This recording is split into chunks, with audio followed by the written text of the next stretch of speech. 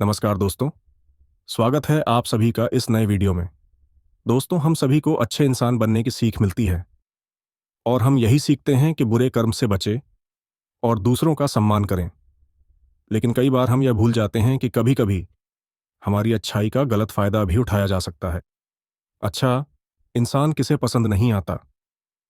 बचपन से ही हमें सिखाया जाता है कि अच्छा इंसान बनो, अच्छे कर्म करो, किसी का गलत फायदा ना उठाओ।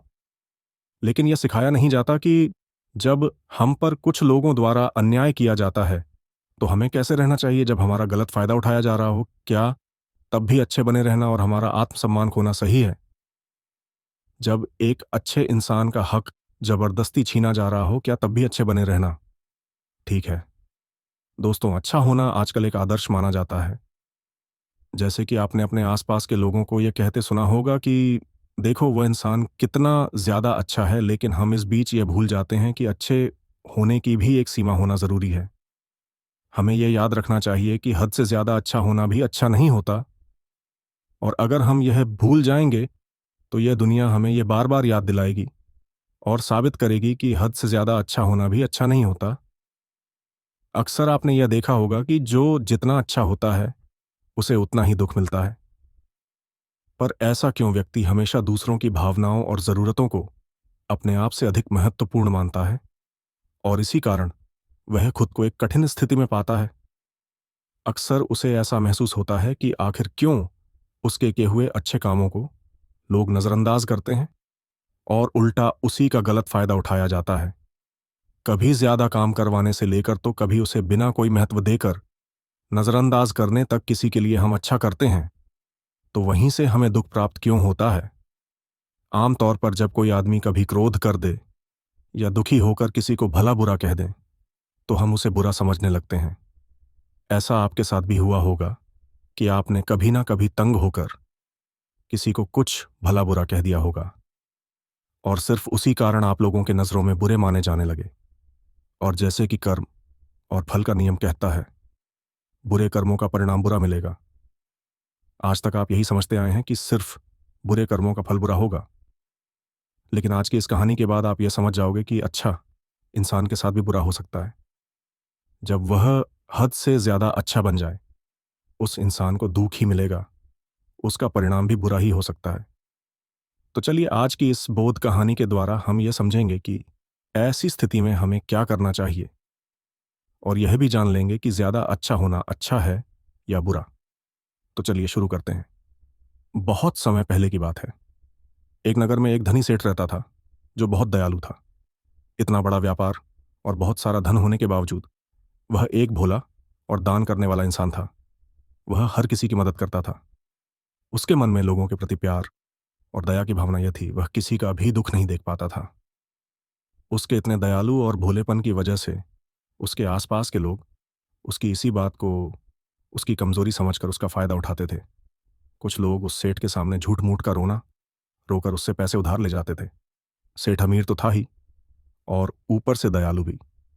जब वह सेठ उन लोगों की दुखी हालत देखता और उनकी परेशानियां सुनता तो उसका मन भर आता। और जब वह लोग उससे कहते हैं कि मुझे तो धन उधार चाहिए या तुम मेरी मदद करोगे, मैं तुम्हारा यह एहसान कभी नहीं भूलूंगा, तो वह मना नहीं कर पाता। वह सोचकर धन दे देता कि अभी इसका बुरा वक्त चल रहा है, इसको मेरी मदद की जरूरत है, बाद में यह पैसे लौटा देगा। धीरे धीरे वक्त गुजरता गया। लोग उस सेठ के आगे बिना बात का रोना रोते और उसका धन ले जाते और कभी वापस नहीं करते। सेठ भी कभी धन वापस नहीं मांगता था। उसको लगता था कि जब इसका बुरा वक्त गुजर जाएगा तो धन वापस कर देगा।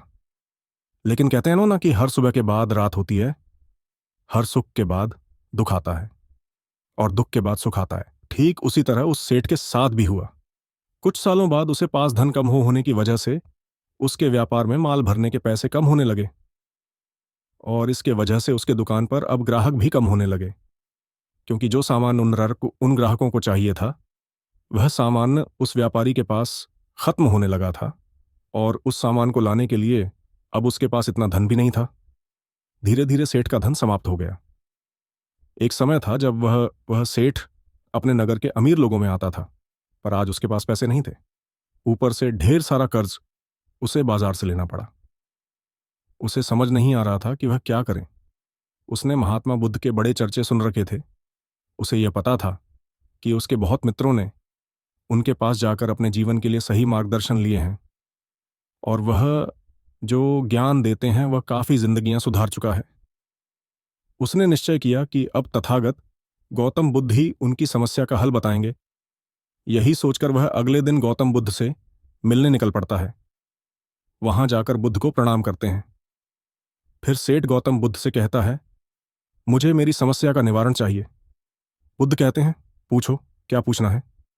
फिर वह उन्हें सारी बातें बताता है कि कैसे वह लोगों की मदद करके अमीर से गरीब हो गया, कैसे उसने बस लोगों की बुरी हालत देखकर अपने व्यापार के पैसे उन्हें मदद करने के लिए दे दिए और आज वह खुद जरूरतमंद हो गया है। गौतम बुद्ध उसकी सारी बातें ध्यान से सुनते हैं और कहते हैं कि तुम बहुत ही ज्यादा सीधे और दयालु हो। जरूरत से ज्यादा सीधा होना भी हमारे लिए मुसीबत पैदा कर सकता है। आगे बुद्ध कहते हैं, तुम लोगों की मदद इसलिए करते थे ताकि वह मुसीबत से बाहर निकल सके, लेकिन लोगों ने इसका फायदा उठाया और तुम्हें ठगने का काम करते रहे। मैं उस सेठ ने कहा, आप बिल्कुल सही कह रहे हैं बुद्ध, मेरे दुखों का कारण मेरा ज्यादा सीधा होना, सरल होना और दयावान होना ही लग रहा है। लेकिन मैं अब क्या करूं? मुझे रास्ता बताइए। क्या मैं बुरा बन जाऊं, दया निकाल कर फेंक दूं, निर्दय हो जाऊं क्या? अच्छाई करने की कोई कीमत नहीं। इस दुनिया में क्या मदद करने से या किसी का भला करने से बस यही परिणाम मिलता है। बुद्ध कहते हैं, नहीं, तुम्हें यह सब नहीं करना है। कई बार तुमने देखा होगा कि जो व्यक्ति ज्यादा अच्छा होता है उसे उतना ही ज्यादा दुख मिलता है। इसका सीधा कारण है कि वह अपनी अपने अधिकारों को सामने वाले की इच्छाओं से कम दर्जा देता है, और फिर उसे जब भी आपसी अनबन होती है तो उसे अधिक तकलीफ होती है। लेकिन उसी के विपरीत हमें हमेशा यह भी नहीं सोचना चाहिए कि हमारा अच्छा ई और भला करना बेकार है या यह बस हमारी कमजोरी है। हमें अच्छा इसे हाथ कभी नहीं छोड़ना चाहिए। हमें बस ये सीखना है कि कभी कभी हमें भी अपनी बात रखने का अधिकार है और हमें अपने अधिकारों की रक्षा करनी चाहिए। इसलिए हमें अच्छे इंसान बने रहने के साथ साथ अपने अधिकारों की रक्षा करना भी सीखना होगा। अगर हमें गलत तरीके से नुकसान हो रहा है, कोई हमारा गलत फायदा उठा रहा है, तो हमें उसका सामना करने के लिए सही तरीके से खड़े होना जरूरी है। यही एक सच्चे और अच्छे इंसान की पहचान और शख्सियत होती है। वह आदमी कहता है, बुद्ध, मुझे थोड़ा थोड़ा समझ आ रहा है, लेकिन अभी भी मैं पूरी तरह नहीं समझा। इस पर बुद्ध कहते हैं, चलो मैं तुम्हें एक कहानी सुनाता हूं, उसके बाद तुम्हें समझ आ जाएगा कि तुम्हें क्या करना है और क्या नहीं करना है। बहुत समय पहले की बात है। एक जंगल में एक भेड़ रहती थी। उस भेड़ ने एक को जन्म दिया। वह मेमना बहुत ही सुंदर था। उसके शरीर पर बहुत ही चमकदार घने बाल थे। वह बहुत ही सुंदर लगता था। भेड़ भी अपने से बहुत प्रेम करती थी और उसका बहुत अच्छे से देखभाल भी करती थी। भेड़ अपने बेटे को अच्छी अच्छी बातें सिखाती, उसे अच्छे संस्कार देती।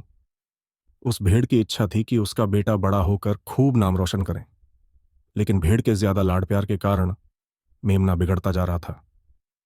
उसकी माँ उसे अच्छी शिक्षा देती थी, उसे अच्छे से रखती थी, दिन रात उसका पूरा ख्याल रखती थी, लेकिन मेमना दिन प्रतिदिन शैतान और जिद्दी होता चला गया। वह अपनी माँ की किसी भी बात को ध्यान से नहीं सुनता और ना ही किसी बात पर ध्यान देता। उसे हर पल ऐसा ही लगता कि मेरी माँ मेरा इतना ख्याल रखती है, और इसी कारण वह खुद की जिम्मेदारी नहीं लेता था। यह सोचकर कि उसकी माँ उसे किसी भी संकट से निकाल लेगी, वह धीरे धीरे गैर जिम्मेदार होता जा रहा था। और अब उस भेड़ का लाड और प्यार उसी के मेमने के अच्छे और जिम्मेदार बनने में रुकावट बन गई थी। फिर एक दिन वह मेमना घूमता घूमता पास के जंगल में जा पहुंचा। वह मेमना पहली बार जंगल में गया था। उसे पहले बार जंगल में जाने का मौका मिला था। वह जंगल की सुंदरता को देखकर इतर गया है। उसने कभी इतनी सुंदर चीज नहीं देखी थी। इतनी सुंदर पौधे, रंग बिरंगे फूलों को देखकर बहुत ही प्रशंसा हुई। उसे यह सब देखकर बहुत अच्छा लगा। फिर उसने झांकियों के कुछ पत्तियां खाईं। जैसे ही उसने पेट भरने के लिए पेड़ों की पत्तियां खाईं, उसको वह पत्तियां बहुत ही स्वादिष्ट लगीं। अब तो वह मेमना रोज जंगल में जाने लगा। और वहां जाकर पेड़ पौधों को नुकसान पहुंचा रहा था। उसने उनकी पत्तियां तोड़ी, उनके फूलों को नोचा, फूलों को खाया और कुछ को तोड़कर जमीन पर डाल दिया। उसमें मेमने को इस बात की बिल्कुल भी परवाह नहीं थी कि वह क्या कर रहा है। उसको इस बात का पता ही नहीं था कि जंगल में कोई खतरा भी है। वह तो मस्त मौला होकर जंगल में उछल कूद कर रहा था और पौधों को खूब से नुकसान पहुंचा रहा था। लेकिन जब उस मेमने की मां को, यानी उस भेड़ को, इस बारे में पता चला कि मेमना हर रोज जंगल जाता है, तो वह घबरा गई और मेमने को अपने पास बुलाकर समझाने लगी कि तुम जंगल में मत जाओ, वहां पर बहुत सारे को जानवर हैं, तुम्हारे ऊपर हमला कर देंगे, तुम्हें खा जाएंगे। लेकिन मां की बात का उस पर कोई असर नहीं हुआ, बल्कि वह मेमना अपने माता से कहने लगा कि मां, जो भी मेरे सामने आएगा वह मुझसे जमकर मार खाएगा, फिर वह बहुत पछताएगा। इसके बाद मेमना फिर से जंगल की तरफ भाग गया। उसे अपनी माता की कही बातें झूठी लगने लगीं। हर रोज की तरह उस दिन भी वह उछल कूद करने लगा और पेड़ पौधों की पत्तियां तोड़ने लगा। कभी फूलों को तोड़ता, कभी पेड़ों को खूब नुकसान पहुंचाता। लेकिन उस दिन उस जंगल में एक शेर पहुंचा। वह शेर बहुत ही ताकतवर था, लेकिन ताकतवर होने के साथ वह दयालु भी था। उस शेर का मानना था कि कमजोर प्राणियों को नुकसान पहुंचाना ठीक नहीं है। शक्तिशाली होने का मतलब यह नहीं है कि मैं किसी कमजोर प्राणी पर शक्ति का प्रयोग करूं। वह शेर उस जंगल में घूमने लगा। घूमते घूमते हैं वहां पर पहुंचा जहां पर वह ना समझ मेमना शैतानी कर रहा था। शेर ने उस मेमने को देखकर आश्चर्य में पड़ गया। शेर ने सोचा कि इस मेमने को किसी खूंखार जानवर का डर क्यों नहीं है। यह कैसे पेड़ पौधों की पत्तियां बिना काम के ही नोच रहा है। यह इनको खत्म कर रहा है और उन पत्तियों को खा कम बल्कि बिगाड़ ज्यादा रहा है। उसके बाद वह शेर कुछ देर तक चुपचाप खड़ा होकर उसको देखा रहा और शेर सोचता है कि मेमना कुछ ही देर में मुझे देखकर यहां से भाग जाएगा और उसके डर के भाग जाने से मुझे बल का प्रयोग नहीं करना पड़ेगा। लेकिन ऐसा नहीं हुआ। शेर बहुत देर तक खड़ा रहा और वहीं इंतजार करने लगा कि मेमना यहां से कब जाएगा। लेकिन मेमना तो भोजन करने में व्यस्त था। उसे शेर का कोई ख्याल नहीं था। मजे से पेड़ पौधे की पत्तियां नोच रहा था, उन्हें खा रहा था, सब कुछ बेकार कर रहा था। जब शेर ने देखा कि मेमना उसे देखने के बाद भी वहां से नहीं जा रहा, तो खुद वह मेमने के पास जाता है और वहां जाकर बोला, सुनो बच्चे, इस जंगल में फूल पत्तियों को नुकसान पहुंचा रहे हो उन्हें जितना जरूरी है तुम्हारे भोजन के लिए, बस उतने ही तोड़ो। तुम बहुत फूल पत्तियां यूं ही नष्ट कर रहे हो। अगर तुम इन पेड़ पौधों को, इन फूल पत्तियां को नुकसान पहुंचाओगे तो तुम अच्छे बच्चे कैसे बनोगे।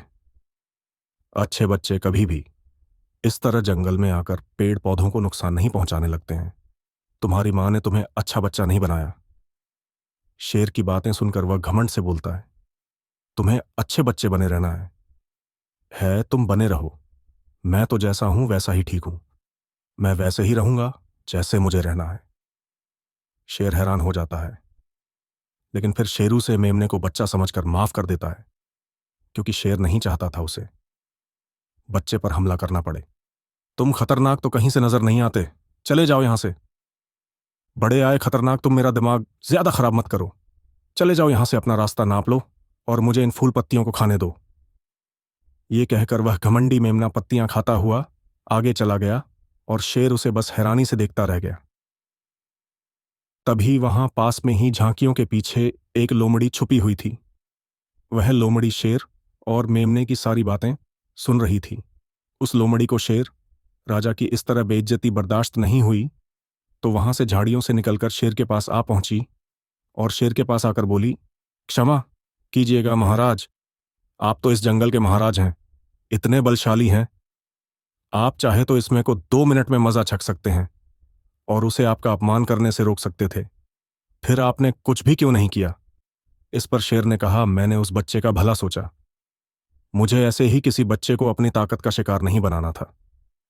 यह सब सुनकर लोमड़ी बोली, महाराज, लेकिन आपके इतने सीधेपन और दयावान होने के कारण ही उस मेमने की हिम्मत भरी गई है। वह आपके सीधेपन का गलत फायदा उठा रहा है और जंगल में इधर उधर घूम रहा है और पेड़ पौधों को नुकसान पहुंचा रहा है। मुझे पता है कि कमजोर प्राणी पर हमला नहीं करना चाहिए। यह बहुत बुरी बात है और यह भी दया करना एक अच्छा गुण है। लेकिन शासन में कभी कभी भय दिखाना भी जरूरी है। आपकी यह बात सही है कि प्रजा के साथ दयालुता का व्यवहार करना चाहिए, लेकिन इसके साथ साथ यह भी जरूरी है कि उनके मन में राजा के प्रति डर भी हो, ताकि वह इस तरह के अपराध ना करें, कोई मर्यादा ना तोड़े। लोमड़ी की बात सुनकर जंगल का राजा शेर लोमड़ी से कहता है, क्या ऐसा हो सकता है कि मेमने को भय दिखाकर हम उसे काबू में कर सके, जिससे कि उसमें सुधार आए और उस मेमने को किसी तरह का नुकसान भी ना पहुंचे, जिससे कि वह जंगल के पेड़ पौधों को कोई नुकसान ना पहुंचाए। फिर शेर कहता है, लोमड़ी, क्या तुम ऐसा कर सकती हो? शेर के बात सुनकर लोमड़ी कहती है, जी हां महाराज, बिल्कुल, मैं ऐसा कर सकती हूं कि वह डर भी जाए, सुधर भी जाए और उसे कोई नुकसान भी ना हो। उसे इतना डरा दूंगी कि वह जंगल में कभी दोबारा घुसने की हिम्मत नहीं करेगा। मैं उसे इस तरह डराऊंगी कि उसके मन में भय बैठ जाएगा। फिर वह जंगल के पेड़ पौधों को भी नुकसान नहीं पहुंचाएगा और साथ ही साथ मैं उसको कोई भी नुकसान नहीं पहुंचने दूंगी। फिर लोमड़ी कहती है कि उसकी मां तो उसे कभी सुधार नहीं पाई, लेकिन मैं उसे जरूर सुधार दूंगी। लोमड़ी की बातें सुनकर शेर ने बोला, अच्छा, ठीक है, तुम कोशिश करके देखो। अगर तुम्हें इसमें सफलता मिल जाती है तो मैं तुम्हें जंगल के सभी जानवरों के सामने इनाम दूंगा। शेर की बातें सुनकर लोमड़ी बहुत खुश हुई। वह तुरंत मेमने के पास गई और उस पर गर्ज पड़ी। इससे पहले कि वह मेमना वहां से भाग पाता, उसे पहले ही लोमड़ी ने मेमने को जमीन पर पटक दिया और उसे अपने मजबूत पंजों से दबोच लिया। मेमने को दबोच के बाद लोमड़ी मेमने से बोली कि बोल, तुझे मार दिया जाए या छोड़ दिया जाए। तुमने इस जंगल के पेड़ पौधे, यहां के फूल और कमजोर जोर प्राणियों के साथ भी तो यही किया है। मेरे ख्याल में मार ही देना चाहिए लोमड़ी की बातें। सुनकर मेमना डर के मारे थर थर कांपने लगा। फिर वह लोमड़ी से बोलने लगा, मुझे माफ कर दो, मुझे छोड़ दो, मुझे यहां से जाने दो। मैं कभी भी जंगल की तरफ नहीं आऊंगा, ना ही कभी पेड़ पौधों को कोई नुकसान पहुंचा दूंगा, और अब मैं कभी कोई गलती नहीं करूंगा। तब लोमड़ी ने मेमने की पकड़ ढीली की। जैसे ही मेमने की पकड़ ढीली हुई, वह जोर जोर से भागने लगा। वह गिरता उठाता भागता हुआ अपनी मां के पास जा पहुंचा। उधर लोमड़ी शेर के पास गई और सर झुका कर बोली, देखा महाराज, ताकत के साथ दिमाग का प्रयोग करना भी बहुत जरूरी होता है। तभी लोग हमारा सम्मान करते हैं, तभी हमारी अच्छाई का गलत फायदा नहीं उठाया जाएगा। लोमड़ी की बात सुनकर शेर लोमड़ी की योग्यता से प्रभावित हुआ। उसने लोमड़ी को सारे जानवरों के सामने इनाम दिया। उधर वह मेमना घबराए हुए अपनी मां के पास पहुंचा और अपनी मां से आकर लिपट गया और मां से क्षमा मांगने लगा। मां, मुझे क्षमा कर दो, मैंने आपकी बात कभी नहीं मानी। आप मुझे हमेशा सही कहती थी कि जंगल में बहुत खतरनाक जानवर रहते हैं। आज के बाद मैं कभी भी उसे जंगल में नहीं जाऊंगा। फिर बुद्ध उस व्यापारी को कहते हैं, देखा बेटा, इतने अच्छे मत बनो कि लोग तुम्हें खा जाएं, और ना ही इतने कड़वे बनो कि लोग तुम्हें खाएं ही नहीं, जरूरत से ज्यादा। अच्छा बनना इंसान को दोहक देगा। लोग उसका सम्मान नहीं करेंगे बल्कि उसे पागल समझें। गौतम बुद्ध सेठ से कहते हैं, अगर शेर भी अच्छा बनने का दिखावा करेगा या फिर अच्छा बनकर रहेगा तो लोग उससे डरने की बजाय उसे पागल समझेंगे। सेठ को समझते हुए बुद्ध बोले, अगर हम ज्यादा अच्छे बनकर पेश आते हैं तो लोग हमारी अच्छाई का फायदा उठाने लगता है। तुम लोगों के लिए भले उनकी मदद करते हो, वही लोग भोले बनकर तुम्हें ठगने की कोशिश करेंगे। तुम्हें लोगों की मदद करना छोड़ना नहीं, बल्कि समस्या सुनकर उसे धन देने की बजाय उन्हें समाधान देने की कोशिश करो। अगर धन की आवश्यकता पड़े तो थोड़ा बहुत धन दे सकते हो, लेकिन हर समस्या का समाधान धन से करने की वजह निवारण से करो। इससे वही लोग तुम्हारे पास समस्या लेकर आएंगे जिनको हकीकत में दिक्कत है। पैसे ठगने वालों से तुम्हें मुक्ति मिल जाएगी। सेठ बुद्ध को प्रणाम करता है और धन्यवाद कहकर वहां से चला जाता है। फिर वह वैसा ही करता है जैसा बुद्ध बताते हैं, और कुछ ही सालों में वह पहले जैसा धनवान बन जाता है। तो दोस्तों, आपने आज के इस वीडियो से क्या सीखा वह मुझे आप कमेंट में बता सकते हैं। इसी के साथ मैं उम्मीद है कि आपको आज की वीडियो पसंद आई होगी।